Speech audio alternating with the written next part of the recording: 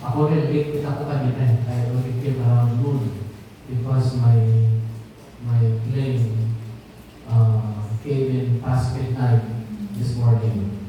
So I landed in Manila around 12:40. And then I had to travel to the place where I spent the night. And by the time I got there, it was 3 o'clock in the morning. So sabi ko sa driver na sumuto sa akin na pick me up at 11, I will just excuse myself. It was the first part ng ating schedule para they have time to get some lost sleep. And that's the reason why I decided to come later. And good thing I made it to lunch. And thank you for the food. We have so much still at the back. And we have some more to feast on later after Mass. But I need to leave by 5 o'clock because I need to catch my flight back to Cagayan de Oro tonight. So I'm flying out again at 8:30 this evening because tomorrow is Heart Space Cagayan's Advent Recollection. I need to get home because I still have a 5:40 Mass to say tomorrow in the morning, and then drive back in Cagayan de Oro for Heart Space Cagayan's day-long Advent Recollection. Sure, yeah. Mouse bread. Okay, so I think we're all back. And of course, I'm happy to see old faces that I haven't seen for some time. Good to see you again. And let's welcome Hannah, who is from Heart Space Cagayan. Thank you, Hannah. Welcome to Heart Space Manila. She moved to Manila last September to work for work. And I told her that look for Heart Space Manila or Heart Space LOJ because definitely there's room for you in any of these two community space here in Manila. So she lives at Ortigas, and I invited her over for this Advent recollection. And good thing she was able to contact Sis Annie. That's why she's here, and we're happy to have you, Anna. And of course, may mga bago, may mga bit-bit din si Sis Connie, where is she? She's still in the toilet. Okay, pakilala mo sa akin, sis. Kasi ikaw naman ang nagdala sa kanya dito. Si Ate Connie, matagal na kami po nakagin sa kanya na nag-attend ako ng Heart Space, pero ngayon lang siya nakasama. She's my old friend. 12 years ago pa kami magkaibigan. So, ang tagal. Pero sa ibang bansa kami nakita sa Singapore, pero hindi ko alam kada sa material talaga. So, yun. Pero nakakita. Sabi niya, ate na daw siya talaga. Oh, welcome to Manila. Welcome to our community. Sino ba yung may mga bagong salta? Yung bagong litaw? Wala na, no? Sis Pinky, welcome mo.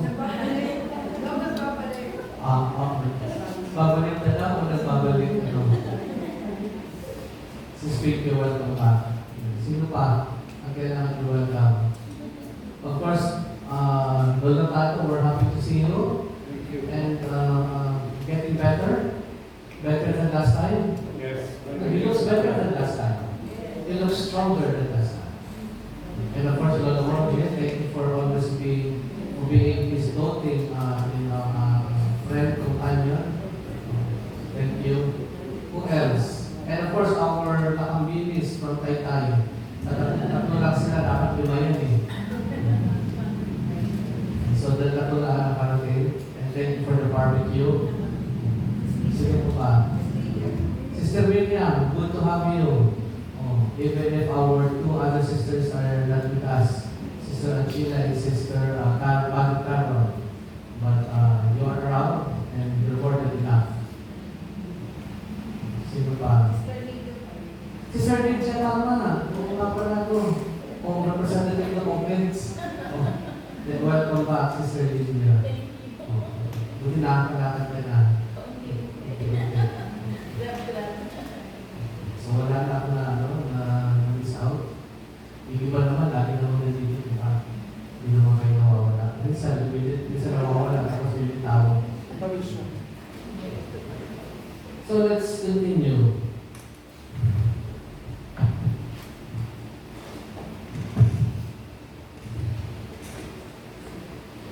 Advent is a personal favorite of mine.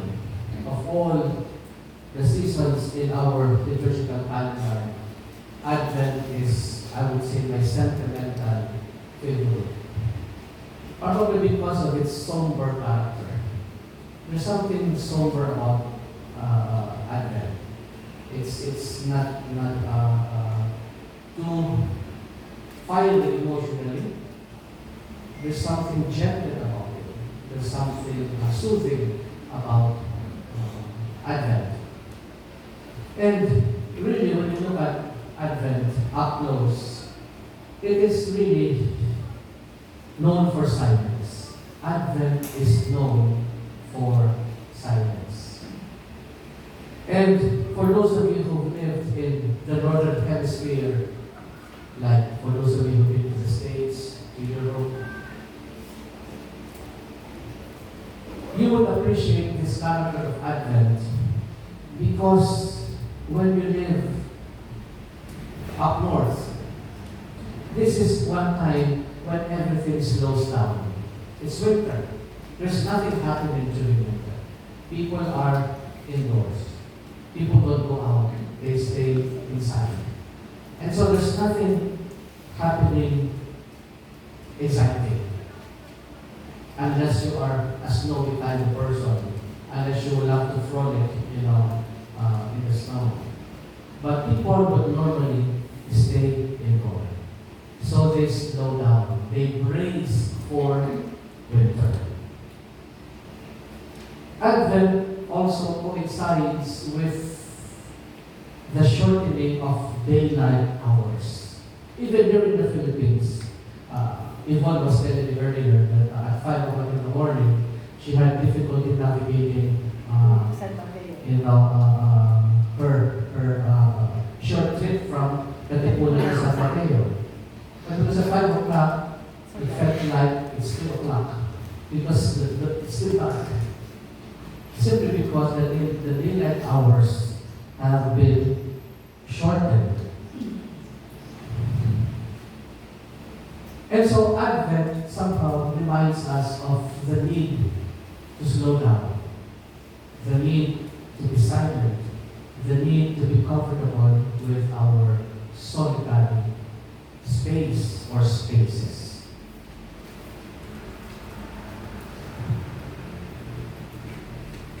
For us to meditate, it isn't at all new to be told and to be reminded that we all need silence and solitude and stillness.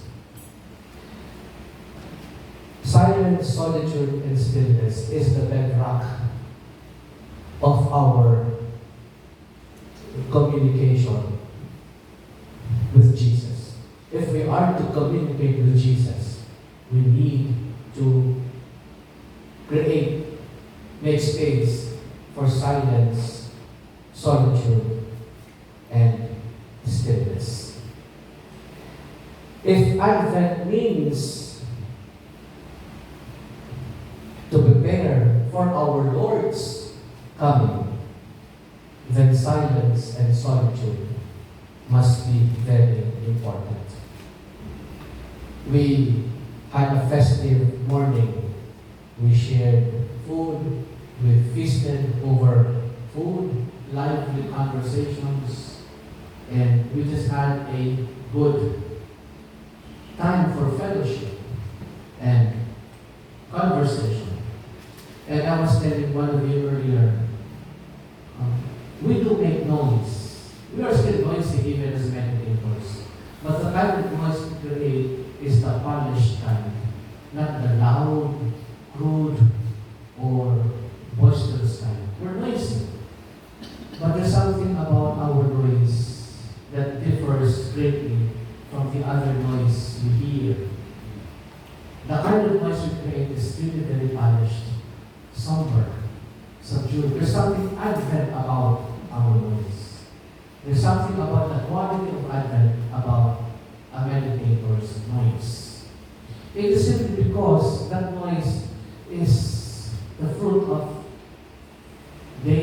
hours given to meditation. Hope is one virtue most closely associated with Advent. And as we hope, as we keep watch and wait with perseverance for the dawning of Christ in the midst of the world's darkness, we always bring everything that we see around, that we hear, back into the safety and security of silence, stillness, and solitude.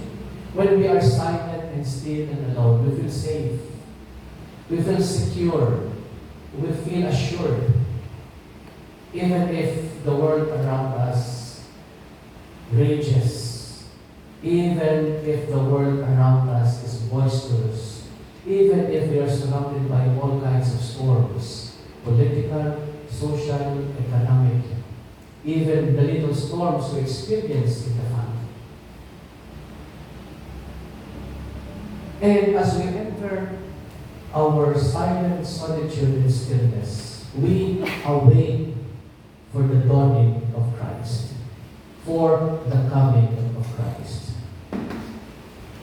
I said earlier that with Advent we see the shortening of the daylight hours. The hours of the day become shorter and shorter as we enter the darkest part of Advent. But as we enter the darkness of Advent, we physically bring light into that darkness. And this is the reason why all 4 Sundays of Advent, we will be performing one candle ritual that probably some of you are not familiar with. And this is the candle ritual of lighting one candle of your wreath Sunday after Sunday. So as we are physically surrounded by darkness, we physically light the darkness as we put fire on the candle of our candle wreath, of our Advent wreath. Last Sunday, the first Sunday of Advent, the first candle of our wreath was lighted. And tomorrow, Sunday, we will ignite the second candle of our wreath. If you love candles, Advent is one time to light all your candles. If you love scented candles, if you have candles at home as decorations, as accessories, light them. Light them. Because that is your symbolic way of bringing light into the darkness of the world we are in. This is one time when we need to lift and raise our candle. Because there's so much darkness around us. There's so much deceit, so much deception, so much lying. There's so much insincerity. Our lives are not only vague and ambivalent, our lives have been turned murky by the lack of transparency and honesty by people who should lead the way. And so we bring light into the dark places of our world by symbolically lighting the candles of our wreath. We know that the 4 candles of our wreath stand for special meanings. The 4 candles, 3 of which are color purple, and the other single candle color rose or pink. 3 purple and 1 rose. And each one have their own special meaning. The first candle represents hope. We lighted that last Sunday. The second candle represents or stands for peace, which we will light tomorrow. The third candle stands for joy. That is why it is colored rose or purple. And we call this liturgically Gaudete Sunday. Gaudete is Latin for joy. It's a joyful Sunday. And the last candle represents love. So all four candles are powerfully represented by four powerful virtues: hope, peace, joy, and love. And all these virtues are what we hope to embrace during this season. We hope to embrace all four virtues. We hope to practice all four virtues during this time, during this season of Advent. But we do not limit the practice of these virtues to this season. We go beyond Advent. Because we do not put off or extinguish our candles when Christmas is over. We keep relighting this candle. Because there's never a moment in time when our world is that dark. We cannot afford to take it easy. We need to be vigilant. We need to be careful. We need to be 2 steps ahead. One other quality of Advent that probably we also miss out on. Advent is also a time for penance. It is a penitential season. Something that we always associate with Lent. Lent and Advent are penitential seasons. Meaning to say, this is the time of the year alongside Lent when we take the business of conversion seriously. This is one time when we go back to God. If we have wandered, drifted far, this is one time to return. This is one time when we level our mountains and hills, where we fill in the valleys, so that everything is made straight for the Lord to enter our lives. And the penitential character of Advent is symbolized by the vestment of the priest, which is purple. Purple is always a color of penance.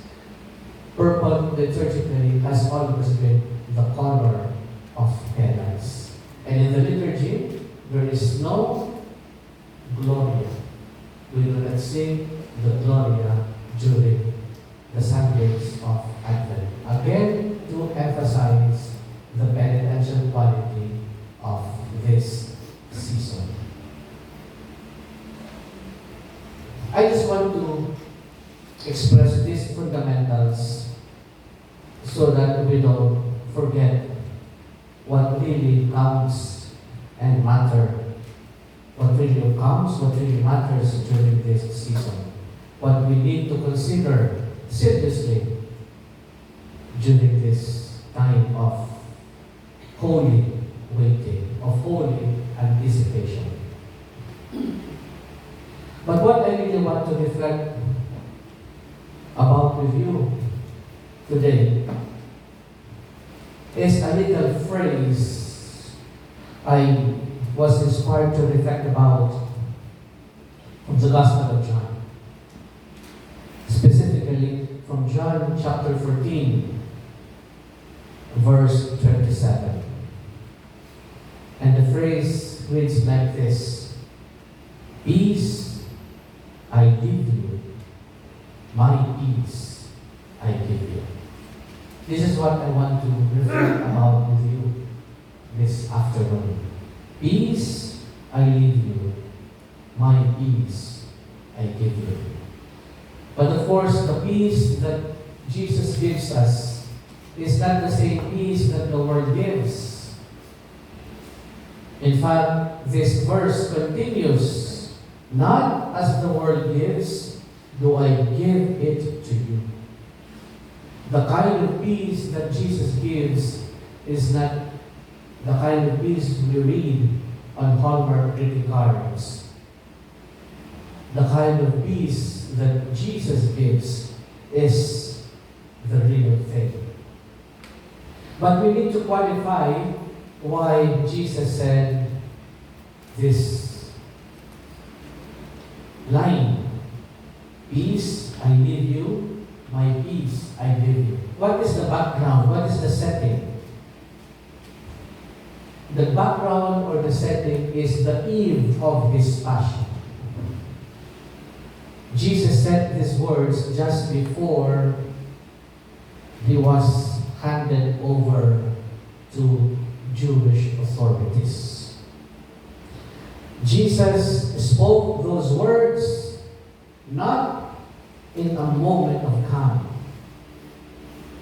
but hours before betrayal, violence, fear, and dispersion.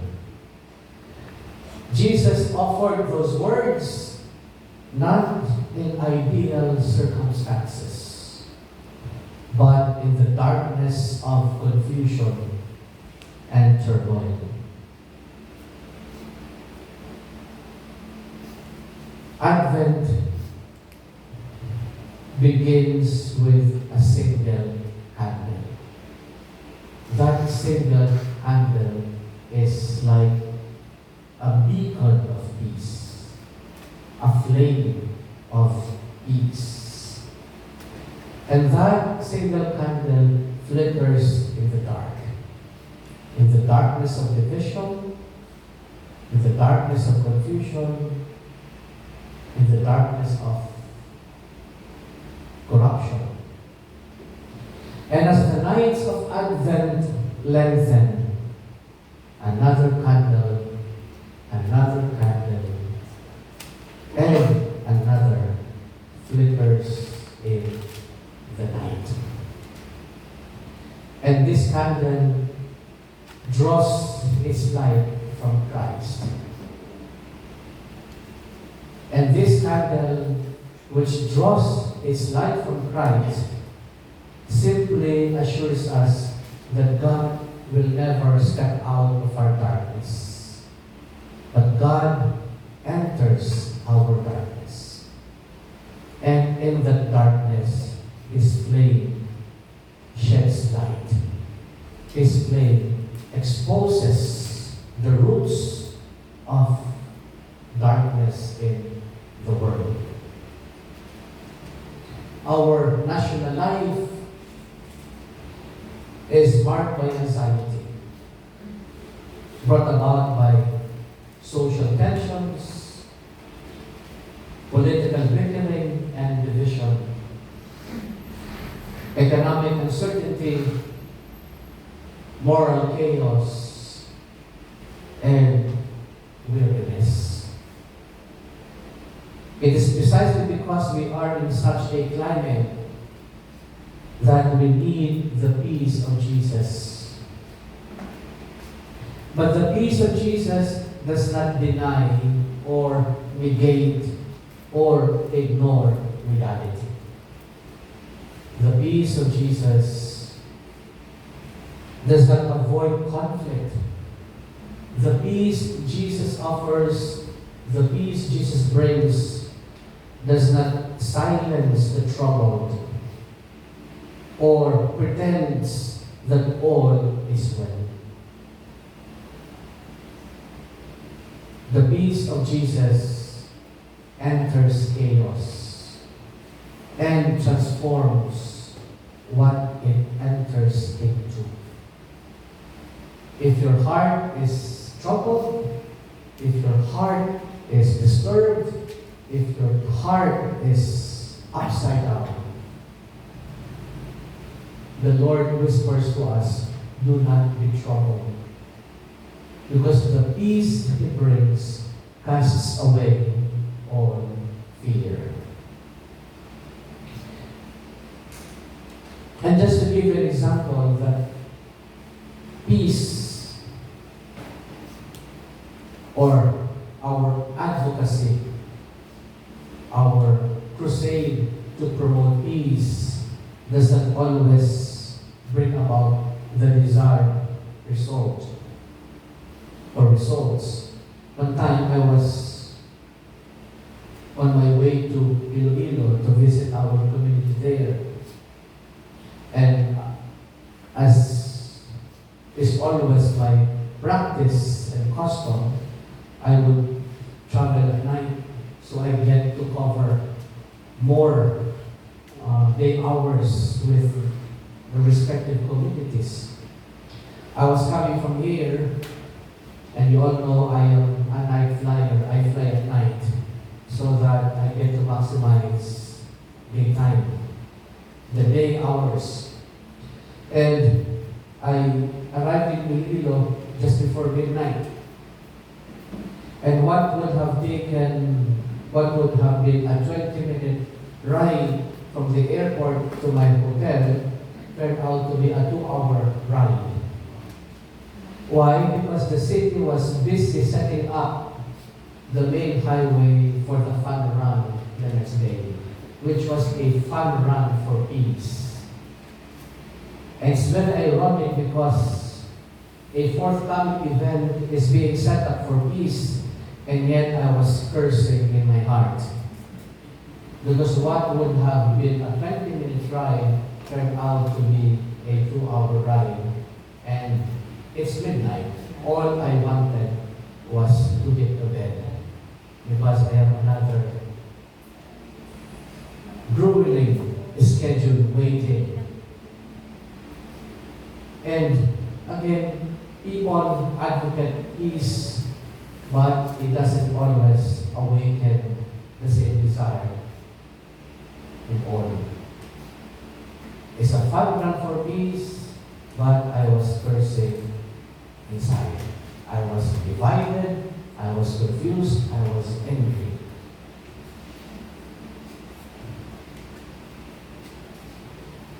The peace of Jesus allows us to develop in each of our hearts stability. The peace Jesus brings leads to stability of heart.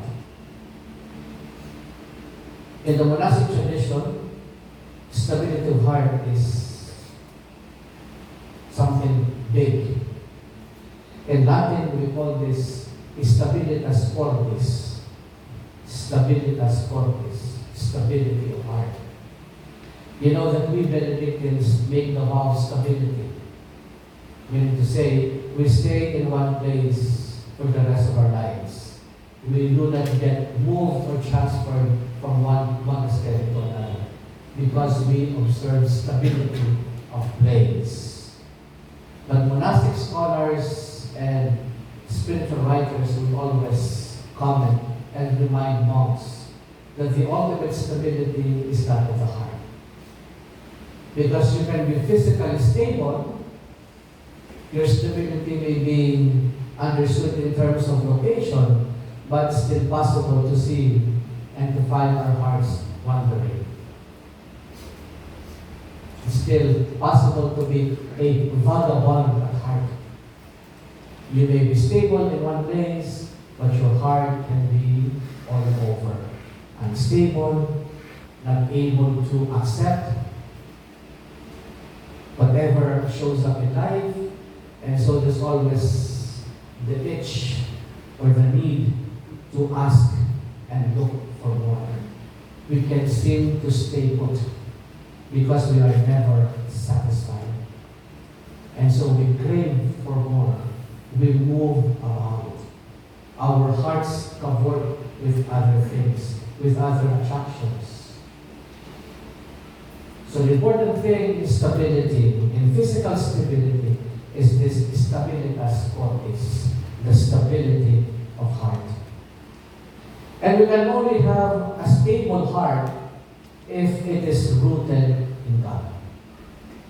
We can only have a stable heart if it is rooted in God. And God is the ultimate exemplar or icon of this stability. Because it was God who slept through the storm.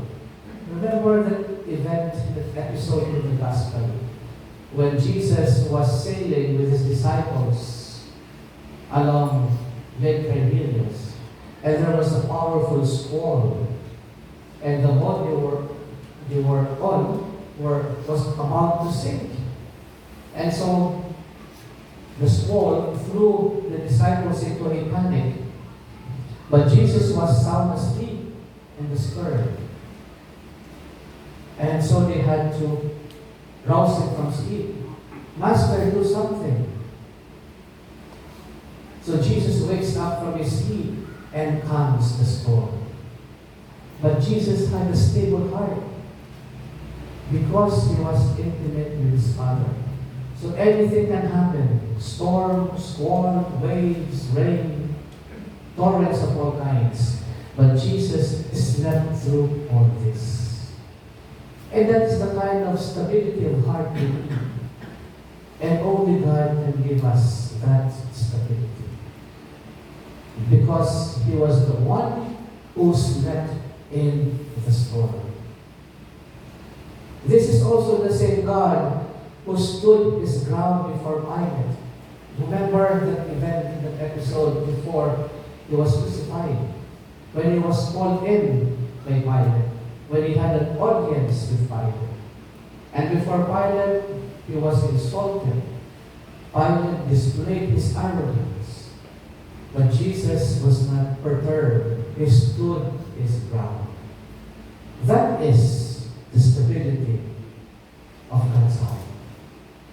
No arrogance, no atrocious act, nothing that intimidated him.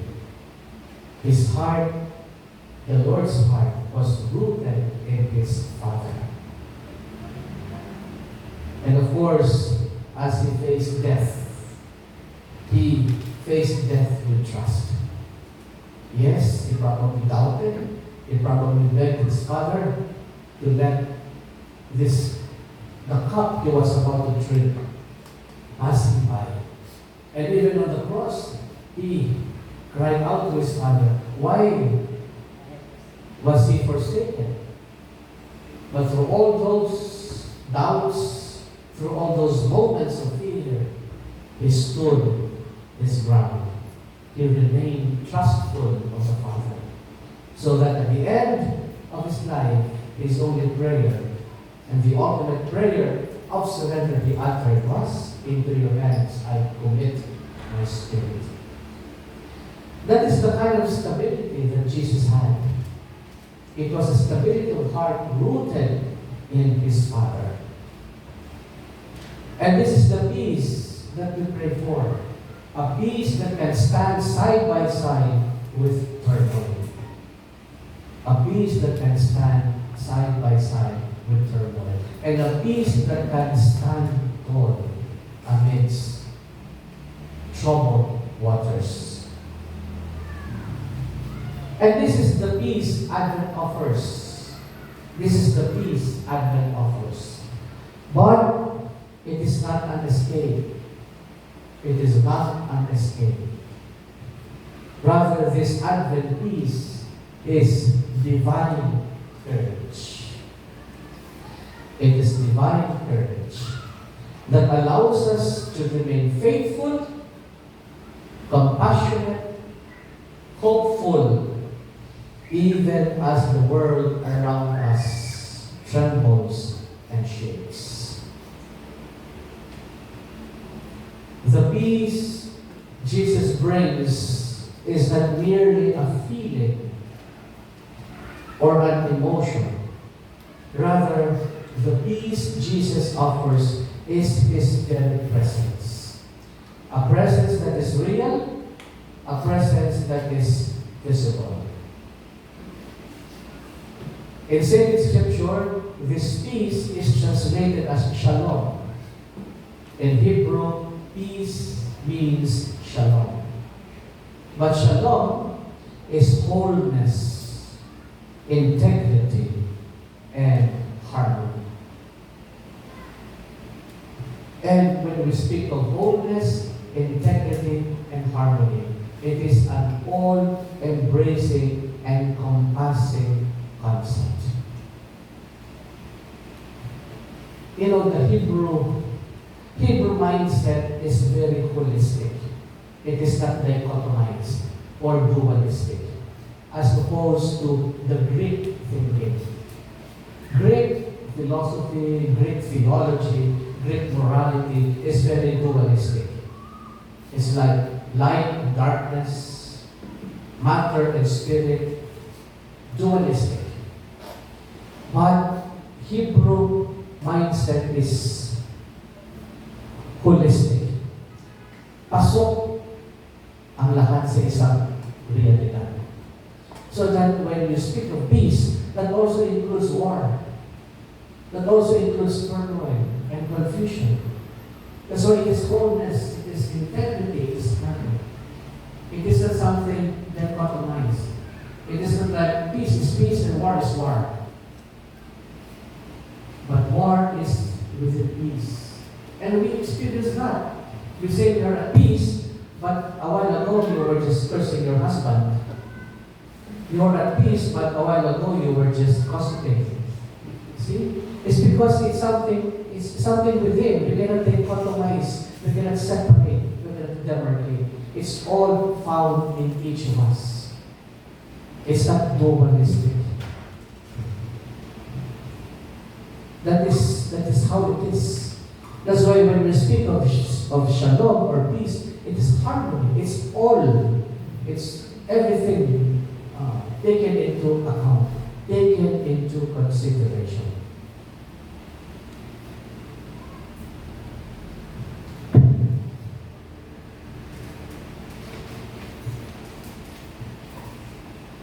Advent proclaims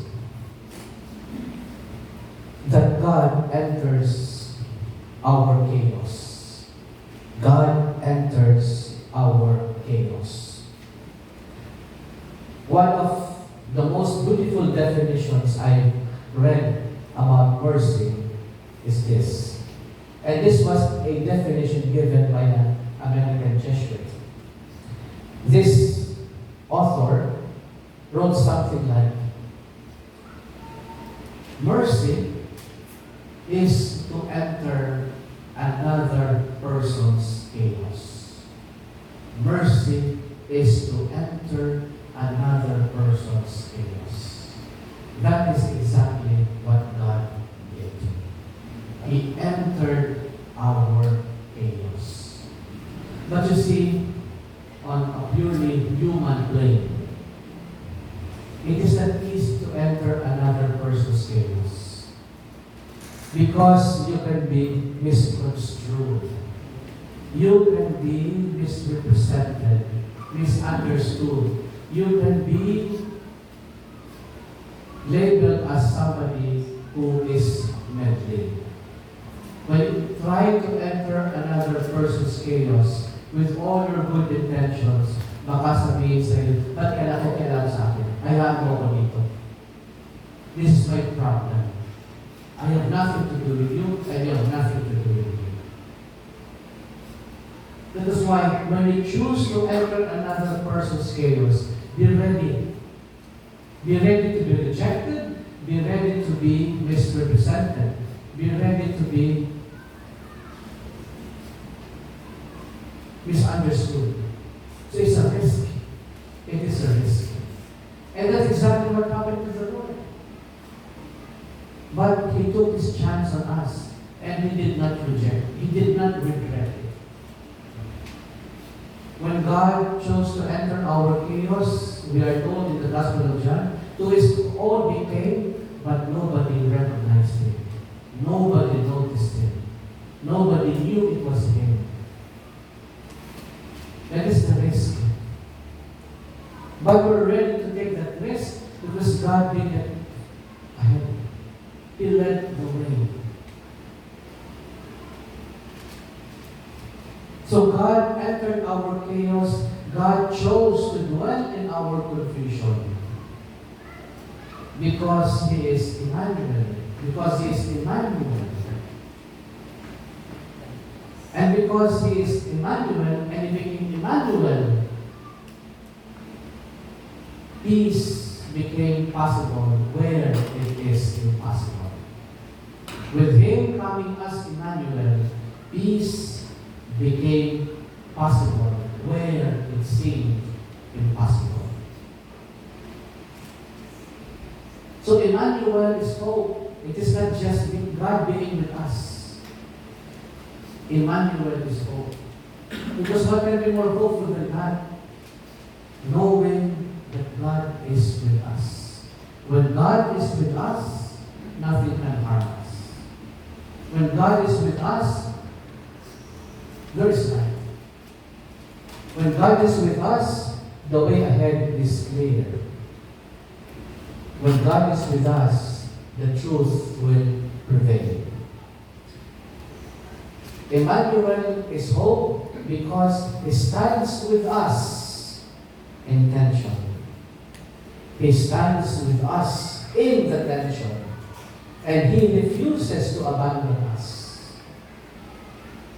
And He saves us within the messiness of our fragile institutions, broken lives, and divisive discourses.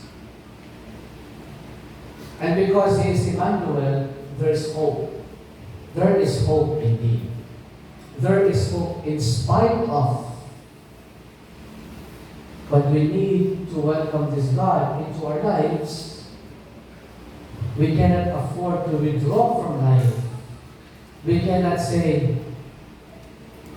wala namang mangyayari. I'll just mind my own business. We cannot afford to be like that. We cannot afford to take that stance. May mangyayari. Something good will happen. Let us remain hopeful. We cannot let lies threaten us. We cannot let lies threaten us. There is hope in spite of. But we need to understand what is Christian hope. Christian hope is not optimism. Christian hope is not optimism. It is not sweet talk.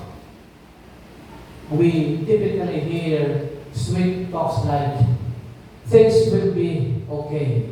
Things will go smoothly as long as you compromise, as long as you go with the flow, as long as you go with the trend. That is sweet talking. But that's not hope. That is not hope. Christian hope depends on God's promise. Christian hope depends on God's promise. It is born from the assurance that God keeps His word. That our God is not a God of broken promises. Our hope is hinged, is premised on God's promise. And so we just have to wait. We just have to wait. For how long? I do not know. I do not know. But we need to learn the art of waiting. And while waiting, you can always pray. You can always explore your creative self or impulse. You can even relax and take it easy. You don't have to get angry. And that's the reason why our waiting is always unpleasant. Because while we wait, we're angry. We judge. And in time, we give give into despair, we become cynical. And this makes waiting so tiresome. This makes waiting so tiresome. But we have to wait.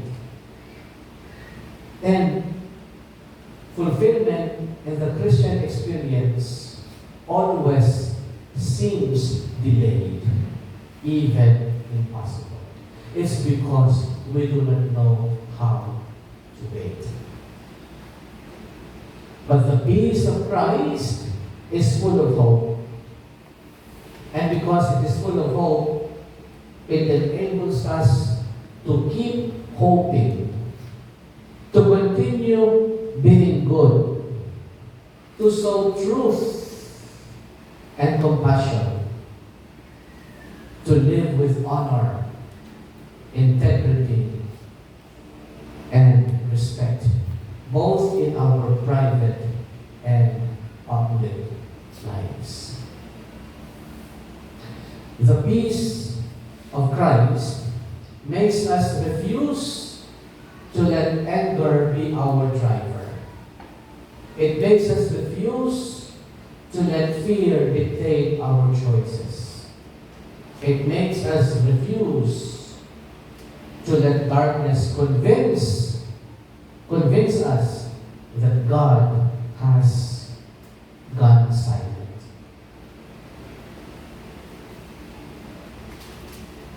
Do you think the people behind the organizers, the people behind, the rallies that have been organized the last few months are hopeless people? They're not. They're not. The church is not hopeless, or the church doesn't feel hopeless.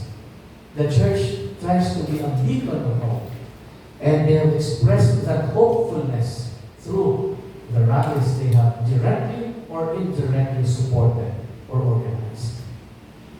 And these rallies will always be beneficial for as long as it remains true to its purpose and mission, that it remains peaceful, that it does not fuel violent energies in the hearts of the Filipino people.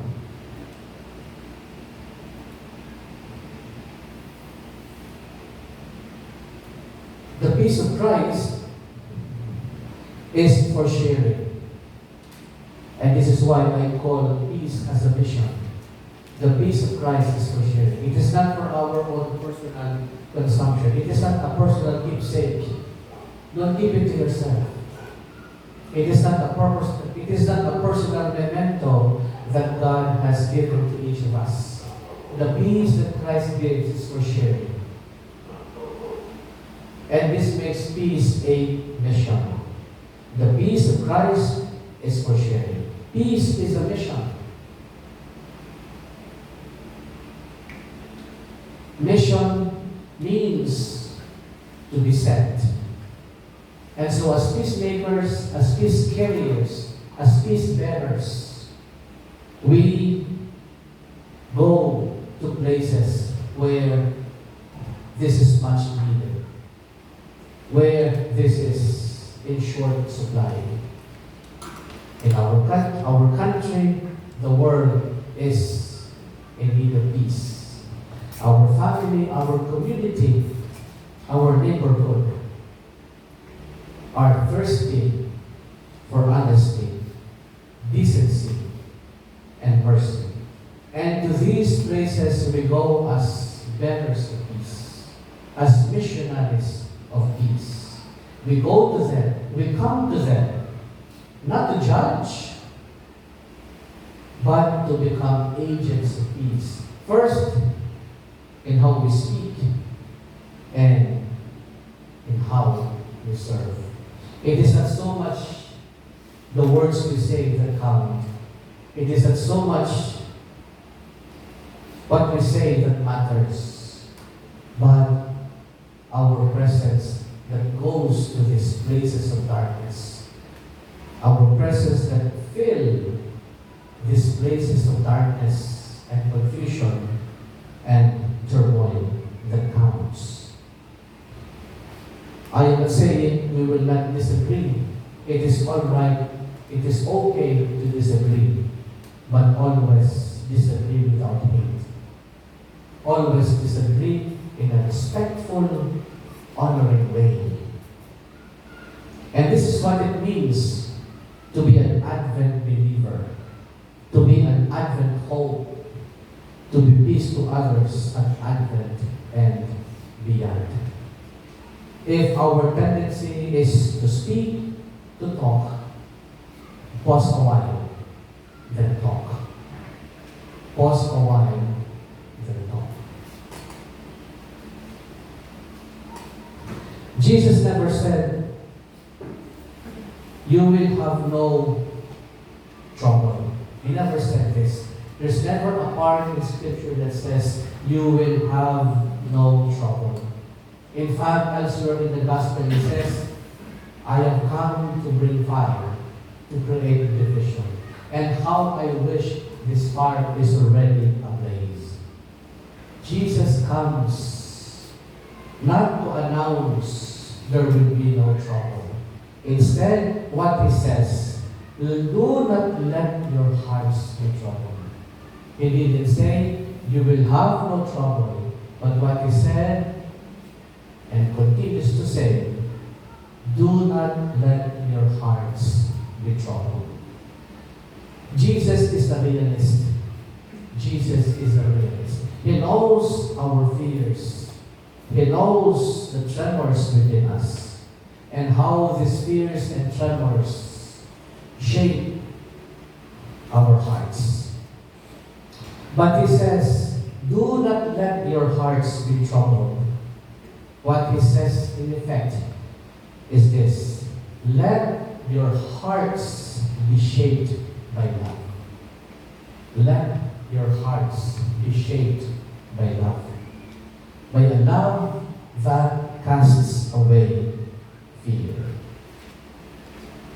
So Advent holds the tension between the world's turbulence and the calm that Christ offers. Advent holds in tension the world's turbulence and the peace Christ offers, which brings about tranquility, serenity, and calmness. Advent holds the tension between darkness and our refusal not to surrender. Advent holds the tension between anxieties and our decision not to allow these to rule over us. We stand between these energies. And as we stand between turmoil and peace, between anxiety and serenity, between darkness and light, as we stand between these, we stand strong because our hearts are stable in Christ.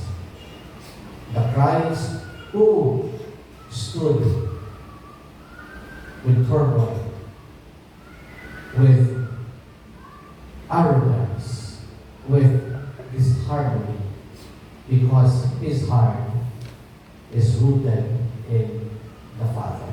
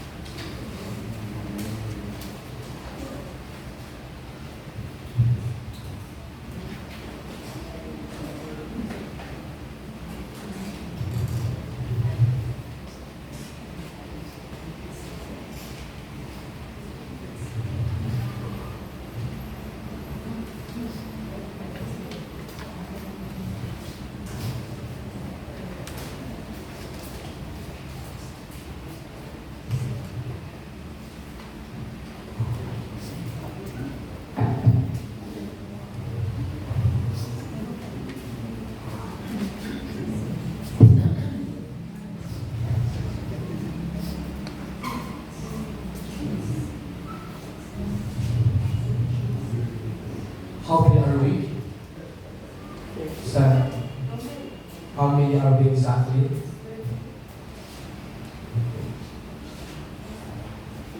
So I will split you in small groups of 4. Don't let anyone go too far. Just flip your chairs. So just you're already clustered together. So let's just group yourself by 4, but don't